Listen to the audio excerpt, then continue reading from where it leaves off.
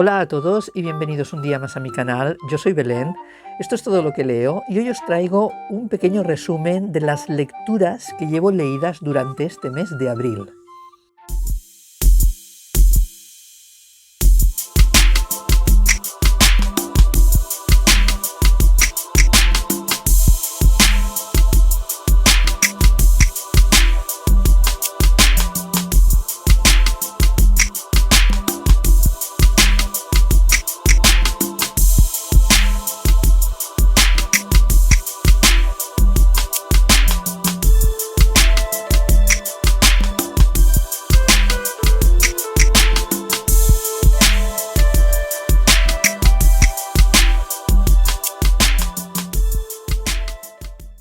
Bien, pues como os decía, os voy a traer un pequeño resumen de las lecturas que llevo leídas hasta hoy. Hoy estamos a día 19 de abril, en plena semana de Sant Jordi, y bueno, todavía me faltan unos cuantos que terminaré este mes, pero es que a fecha de hoy ya llevo leídos 7 libros, bueno, terminados 7 libros. Acordaros que yo no los leo todos en el mismo mes, sino que los comienzo un mes determinado y cuando los acabo, pues los acabo, o sea, no tiene por qué ser en ese mismo mes. Entonces, claro, leyéndolo de esta manera, siempre hay meses en los que se acumulan muchísimos libros, ¿no? Muchísimos finales de esos libros, sobre todo cuando se junta algún libro así un poquito más cortito, como me ha pasado este mes. Ahora os voy a hablar de ellos. Pero bueno, vamos a ver por dónde comenzamos. Vamos a empezar. Como marzo era el marzo asiático, nosotros escogimos para leer una lectura de un autor asiático, escogimos Las mareas negras del cielo de Neon Yang. Es una lectura que yo ya comenté que no tenía pinta de que a mí me fuera a gustar y esta vez mi instinto no se ha equivocado y la verdad es que deja muchísimo que desear. Es una lectura para mí incompleta, le falta absolutamente de todo. Yo estoy de acuerdo en que se hagan relatos cortos, novelas cortitas o novelas largas, tochámenes de aquellos gigantescos, pero tienes que contar lo que quieres contar, no puedes quedarte un poquito a medias. Y este libro parece un quiero y no puedo. Te da la sensación de que nos quiere contar muchísimas cosas, pero claro, si no me las explicas, yo no quiero, o sea, no capto lo que me quieres contar y tampoco me acabas de situar en esta especie de mundo inventado, en esta especie de mundo fantástico que me estás intentando crear, pero que no me explicas con la suficiente meticulosidad, ¿no? O no eres lo suficientemente puntilloso como para explicarme verdaderamente dónde me quieres situar, cómo es este mundo, en qué consiste su magia, cómo son estos personajes realmente, si son más carismáticos, menos carismáticos, pero es que no me hablas absolutamente de nada, simplemente me cuentas una historia superficial. Encima es una historia larga en el que, bueno, pretenden contármela en muy poquitas páginas. Entonces, ¿qué pasa? Que falta la mitad de la información. Hay unos saltos temporales enormes y esto al principio de la novela pues no te importa, ¿no? Porque comienza con el nacimiento de dos mellizos, mellices, mellizas, llámalas como quieras. Yo tengo un problema con el género este binario y es que como lo acaban en les mellices, pues claro, el plural en catalán es con E y bueno, me imagino niñas, ¿no?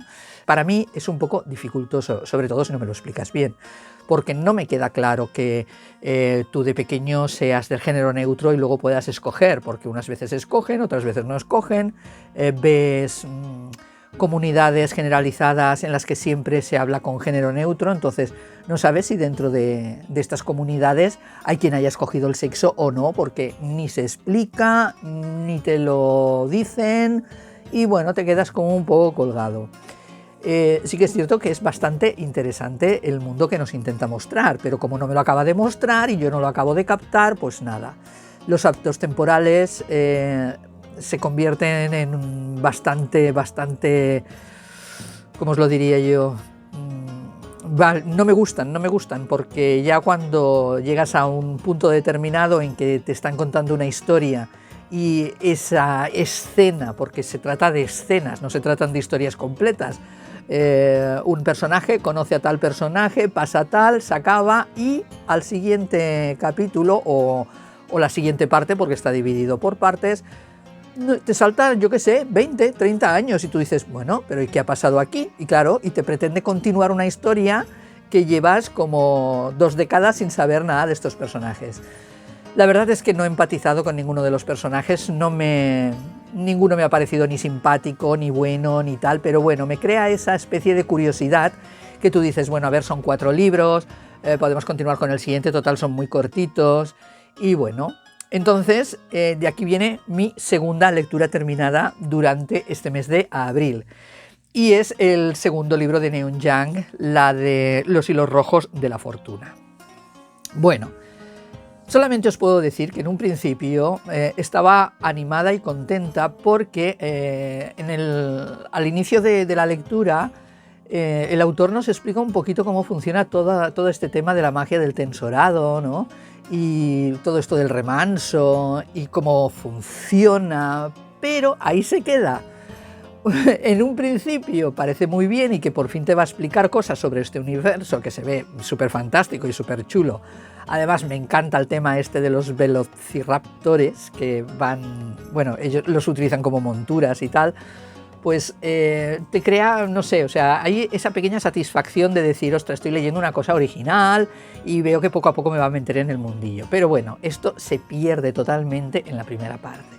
A partir de la segunda, pues se transforma en eso, en una historieta cortita, los personajes evolucionan de una manera demasiado rápida y caótica que tú no sabes ni por dónde vienen ni por dónde van. Yo conozco, me enamoro, me gusta y me acuesto y no sé qué. El género binario sigue sin estar, o sea, cada vez está como más caótico porque a veces te utiliza el género neutro y a veces no. Bueno, es un poco realmente caos. Entonces tenía muy buena pinta al principio, pero al final vuelves a resumir lo mismo de siempre. O sea, es una lectura que se queda cortísima, es una lectura en la que se podía haber sacado muchísimo partido, cosa que el autor no lo hace, y para mí se queda cortísima, muy corta. No empatizo con los personajes, no me está gustando la historia porque no tiene ningún sentido para mí, no veo ningún objetivo en el argumento, no veo absolutamente nada y he perdido completamente el interés de continuar la historia. Entonces es una historia que por un lado me llama la atención simplemente para terminarla, ver de qué va y poderos hablar de ella, porque bueno, es una historia que se le está dando muchísimo bombo, hay muchísimas críticas excelentes, yo no entiendo el porqué, entonces mi punto de vista también puede ayudar pues, a personas que como yo opinen de diferente manera, porque no a todos nos pueden gustar los mismos libros, ¿no? Entonces por un lado me gustaría terminarla para poderos dar mi opinión, pero por otro es que he perdido completamente el interés y tengo tantísimos libros que me interesan con tan buenas perspectivas, ¿no? Que me sabe mal perder el tiempo con este libro, porque ya os digo que no me va a llevar a ningún lado. Entonces, bueno, tengo hasta final de... Bueno, no, hasta final de mes no, porque la semana que viene ya se comenzaría la tercera parte, entonces estoy un poco pendiente de estos últimos comentarios que hagamos en el club de lectura para ver si los chicos y chicas del club de lectura quieren continuar con el tensorado. Si ellos quieren continuar, pues igual hago el esfuerzo y lo continúo con ellos, pero si ellos también han perdido el interés porque son unos comentarios y unas opiniones bastante generalizadas, estamos todos muy de acuerdo en el club en que a esta historia le falta algo, o sea, le faltan páginas simplemente, faltan explicaciones, faltan motivaciones, faltan muchísimas cosas. Entonces puede ser que sea una lectura que la paremos y bueno, la dejemos olvidada, pero no lo sé. Entonces cuando haga la actualización del club de lectura, pues os resolveré la duda. Pero bueno, estas son 2 de las lecturas que he leído este mes. Y bueno, y siguiendo con fantasía, voy a hablar de la última lectura que he leído hasta ahora, o sea, cerré el libro ayer o antes de ayer, una cosita así, y también os quiero hablar de él porque se trata de un libro de la misma editorial de Duerme Vela, que es de Las bestias olvidadas de él. Entonces, como he dejado bastante mal tensorado, en contraposición os quiero hablar bien de Las bestias olvidadas de él. No es una manía persecutoria que tenga yo con la editorial, ni muchísimo menos.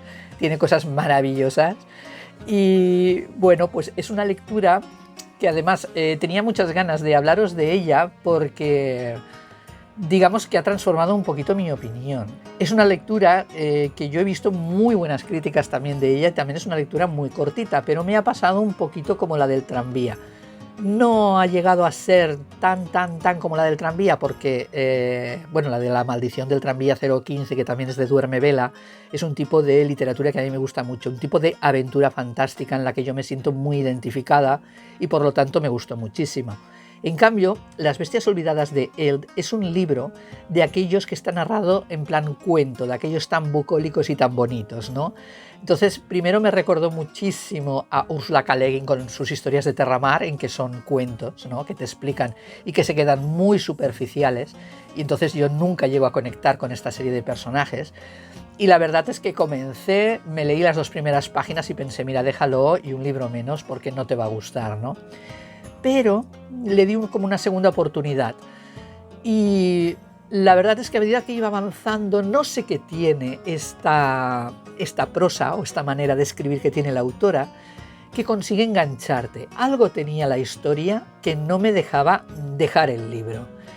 Y esto me gustó mucho y entonces pensé, vale, quizás no empatices mucho con los personajes, quizás sea una historia que se quede muy superficial, pero no sé, tiene algo que me incita a continuar con la lectura. Y bueno, pues menos mal que la continué. La verdad es que ha sido un libro muy bonito. Es una historia bonita y original en el sentido de que tú, más o menos, vas viendo por dónde va a ir la historia, pero no se desarrolla de esa manera que tú esperas. Es mucho más sencillo, mucho más, ¿cómo lo diría yo?, más humano, más... La verdad es que empatizas bastante con nuestra protagonista, con Sibel. Al principio no la entiendes mucho porque es un personaje bastante irreal y bastante fantástico. Es un personaje muy típico de los cuentos de hadas. Entonces es un personaje, es una especie de bruja y es de aquellos personajes que viven apartados del mundo, que vive con sus animales. Ella habla con una serie de animales mitológicos, una serie de animales fantásticos, y los tiene con ella y en su casa, y digamos que interactúa con la parte humana por culpa de... Bueno, debido a una serie de sucesos que ya conoceréis si leéis el libro, ella se ve en la tesitura de tener que cuidar a un bebé cuando ella no sabe ni lo que es un bebé, ni lo que es el amor de madre, ni nada. Total, que ella acepta cuidar a este niño y este niño crece con ella y ella se ve entonces, por culpa de este conflicto, pues se ve como de intermediaria entre estas dos facciones, ¿no?, estas dos partes de humanos que están siempre enfrentados, que siempre están en guerra y que siempre buscan ese conflicto y esa ayuda de esta bruja, ¿no? Y ella se ve pues un poco entre los dos mundos, pero no quiere nunca esa guerra. Ella siempre quiere estar completamente aparte de todos estos conflictos y bueno, poco a poco se irá desarrollando una historia que, siendo muy sencilla, la verdad es que te llega al corazoncito una vez la has terminado. Entonces no va a ser nunca una historia de estas maravillosas para mí, ni mi mejor lectura del año, ni nada de esto, porque simplemente se queda ahí, se queda en una especie de cuento de hadas con una fábula muy bonita. De verdad que vale la pena leerlo. Siendo una lectura a la que le iba a dar 3 estrellas, finalmente le he dado 4 por todo eso que me ha hecho sentir y que me ha hecho remover, ¿no? Y considero que es muy buena lectura. Probablemente esté en las nominaciones de mejores lecturas cortas de este año. Y yo creo que vale la pena que la leáis. A pesar de que yo no he terminado de empatizar, a pesar de ser una lectura muy cortita, al final consigues esa conexión, sobre todo con Sibel. Y bueno, os la recomiendo que la leáis porque es muy cortita y creo que vale la pena. Y siguiendo con el género de fantasía, vamos a hablar de El mapa del tiempo de Félix J. Palma. El mapa del tiempo pertenece a la trilogía victoriana y es una lectura que escogimos por la premisa que teníamos nosotros en el mes de febrero de leer una lectura sobre viajes en el tiempo. La verdad es que es una lectura genial, fantástica, súper bien hecha. Me encanta la pluma de Félix J. Palma, escribe súper bien, es muy detallista, tan detallista que puede llegar incluso a saturarte un poco de tantísima información que te da. Y si no eres una persona de estas que te gustan muchísimo los detalles y que sea tan puntilloso y que ahora te meta aquí y te meta allá, te puede resultar incluso un poco agobiante o un poco pesada, ¿no?, la lectura. Pero si te gusta cómo escribe el autor y te encantan los detalles y que se meta en cada punto de la trama, la verdad es que es genial. Es una novela que es muy original y que nos habla sobre los viajes en el tiempo. Entonces, como punto de partida o como punto de unión, tenemos al personaje de H.G. Wells, que nos sale en el libro como uno de los personajes. Y la publicación de la primera novela que tuvo muchísimo éxito, que fue La máquina del tiempo. A raíz de esta publicación surge una empresa de viajes temporales en el que te llevan de excursión al año 2000, donde en un futuro vemos a la raza humana que está prácticamente extinta, que está dominada por los autómatas, y él consigue llevar a un grupo de gente hasta una fecha determinada, que es la fecha en el que un capitán, el capitán Jack Shackleton o algo así, consigue dominar a los autómatas, y esa fecha pues es clave para para salvar a la raza humana, ¿no? Entonces esa es la premisa. A partir de ahí veremos que se desarrollan como varias historias, y todas tienen de nexo común lo que es H.G. Wells, y se entrelazan entre ellas al final. La verdad es que vale la pena leerlo porque es muy original, te hace reflexionar y pensar sobre los viajes en el tiempo, si pueden ser posibles o no pueden ser posibles. Yo la recomiendo muchísimo. Yo le tengo que seguir dando 5 estrellas. Nada más terminar la lectura le bajé la puntuación, le puse 4, porque claro, no es lo mismo leer el libro el año en que se publicó, que para mí fue algo sorprendente y algo genial, y lo encontré súper original, que ya cuando lo lees al cabo de mucho tiempo, que has leído otra serie de lecturas y otra serie de cosas, claro, tampoco te parece tan original, y siempre baja un poquito, ¿no?, la expectativa. Pero luego, una vez reposado, tengo que ser sincera y, a ver, es que es genial el libro.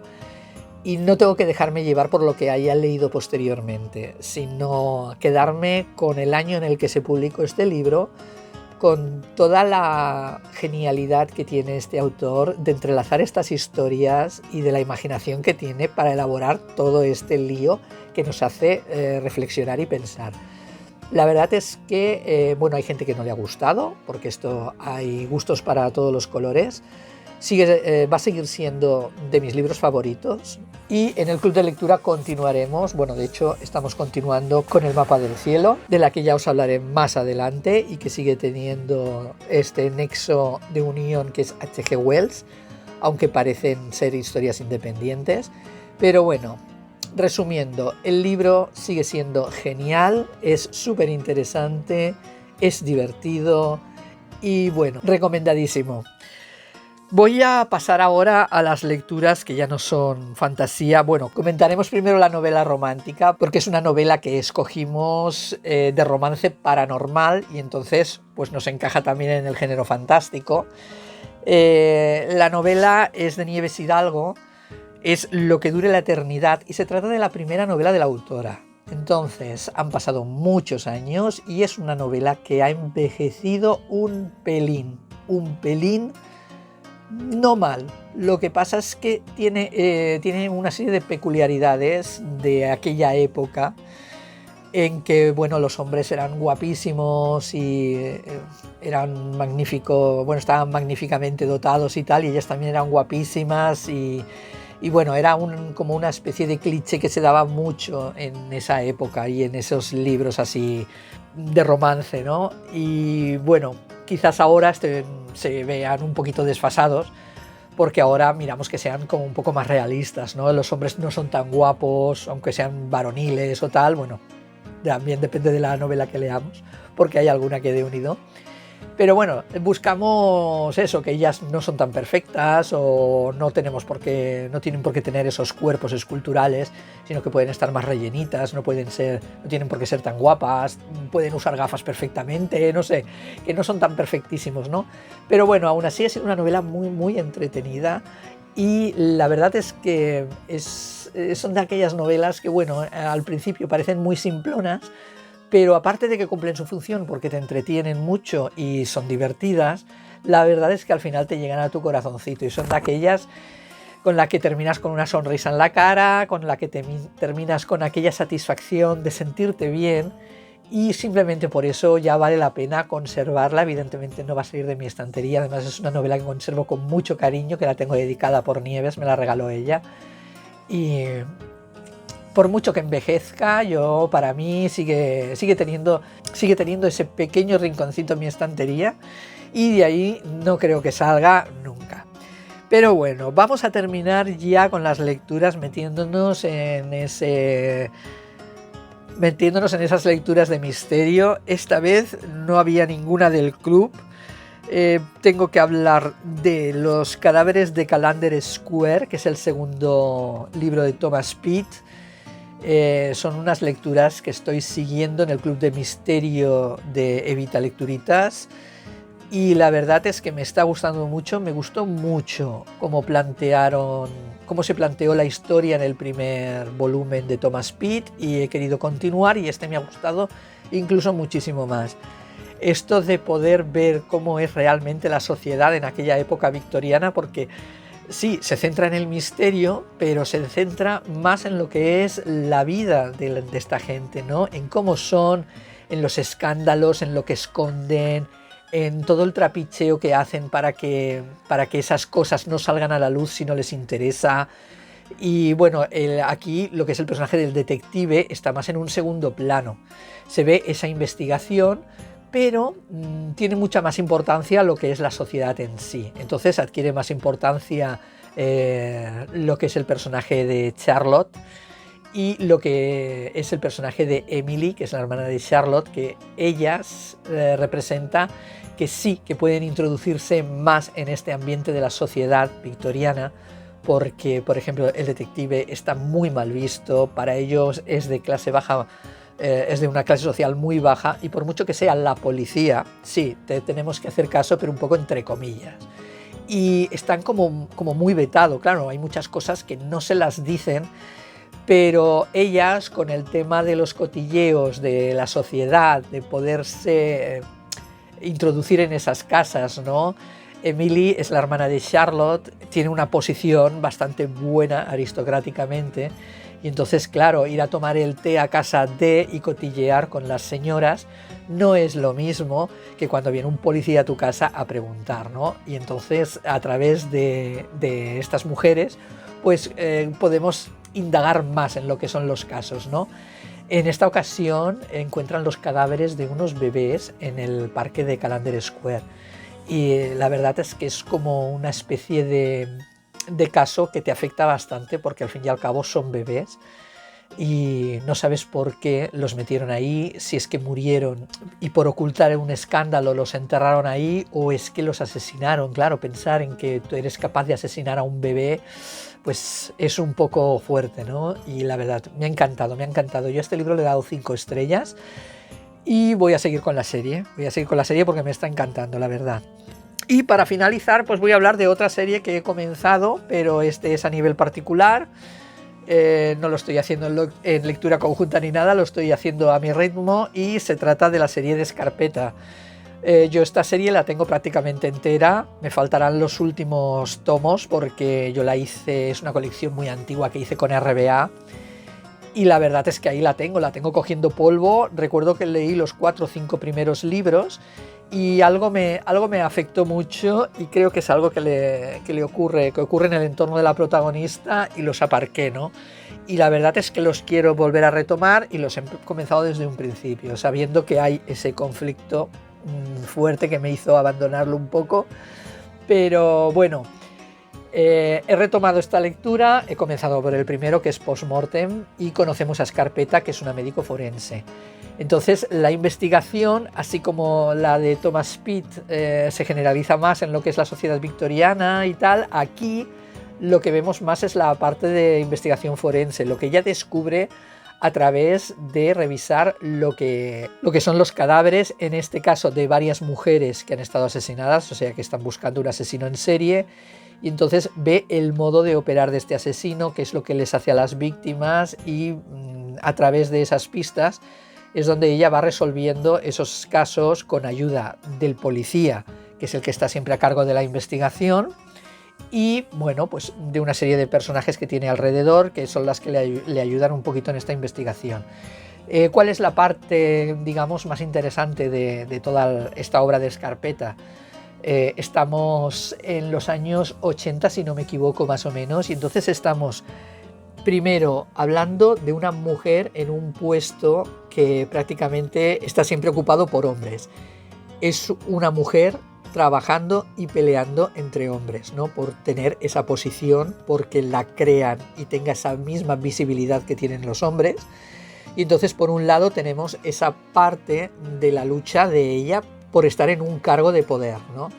Luego, aparte, también estamos en esa época donde empiezan a jugar con las pruebas de ADN y donde esas mismas pruebas no son concluyentes en los casos de, bueno, en los juicios y tal, ¿no? O sea, los jueces todavía no consideran que sean pruebas concluyentes, ¿no? Cosa que ahora sí, o sea, ahora donde dejes el dedo, pues ahí está tu ADN, y el ADN, que tu ADN aparezca en el escenario de un crimen es muy grave porque es concluyente.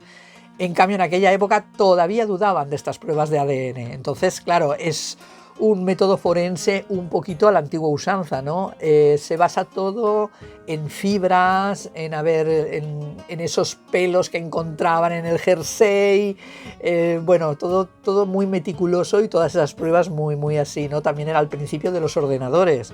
Hay un momento en la trama de este primer libro en el que entran en el ordenador de ella, ¿no? Y bueno, ves como ella no tiene ni idea de informática y claro, va todo por comandos y cosas de estas, ¿no? O sea, no tienen ordenadores modernos como ahora, que nos lo ponen todo maravillosamente bien, sino que bueno, eran esos principios de la tecnología, ¿no? Tanto de la informática como de la policía científica, ¿no? De todos esas pruebas a través de ADN. Entonces, bueno, digamos que tiene su qué, porque, bueno, todavía la tecnología no estaba tan desarrollada y bueno, pues nos encontramos con esta mujer que intenta salir adelante en ese puesto de poder, que todos son hombres y que miran de ponerle siempre trabas e impedimentos para que ella alcance lo que tenga que alcanzar, ¿no? La posición que ella quiera alcanzar, o simplemente le niegan accesos a cosas. Bueno, está muy interesante. Me ha gustado mucho lo que es el caso en sí, lo que es la resolución, ha estado muy bien. Y evidentemente, pues este mes voy a continuar con el siguiente volumen, que es El cuerpo del delito, y ya os iré hablando de esta serie que parece que está como un poquito olvidada en el tiempo, pero que es una serie que está actualmente en vigor y que Patricia Cornwell sigue publicando. O sea que estará súper interesante ver la evolución de este personaje, porque imaginaros, desde la primera época en la que está creado este personaje, con estos inicios tanto de la informática como de la investigación científica, a publicar libros ya ahora, porque si el personaje ha evolucionado en el tiempo, igual que han evolucionado tanto la informática como todas estas investigaciones forenses, la verdad es que puede ser súper interesante. Así que bueno, es otro tipo de misterio, otro tipo de detective, como si dijésemos. Este es más científico, es más de despacho, ¿no? Pero tiene como apoyo pues ese policía que es el que se patea las calles y el que realmente investiga más físicamente, ¿no? Bueno, pues como veis, han sido lecturas bastante diferentes y han sido bastantes lecturas. Entonces me ha pillado una semana un poquito así, entre la Semana Santa y mis tratamientos de quimio y todo eso. La verdad es que estaba un poquito despistada y no tenía claro qué grabaros este mes. Cuando he visto que tenía ya 7 lecturas, digo, bueno, pues qué menos que hacer un resumen de lecturas. Así que espero que hayáis disfrutado de este resumen, que os llame la atención alguno de los libros que estoy leyendo, sobre todo estos de misterio, que están súper bien. Y nada más por el momento, solamente espero que tengáis una semana maravillosa, que tengáis un día de Sant Jordi estupendo con muchísimas compras. Y nada más, nos veremos en siguientes vídeos. Un abrazo.